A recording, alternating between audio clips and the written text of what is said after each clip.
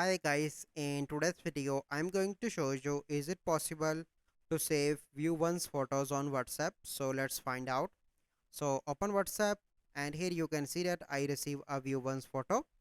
Once I open it will be gone, and if you take a screenshot, okay, if you take a screenshot of this photo you are unable to see. If you screen record you are unable to see.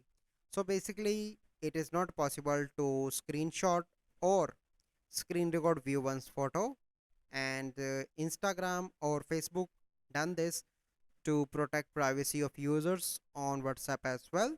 But the only method possible is you can take a picture from another smartphone. If you want to do, there is no other method possible that you save view one's photo on your same smartphone. So I hope you find this video helpful. If you find this video helpful, must like this video, subscribe to our YouTube channel for future videos. We'll see you in the next video. Thank you. Have a good day.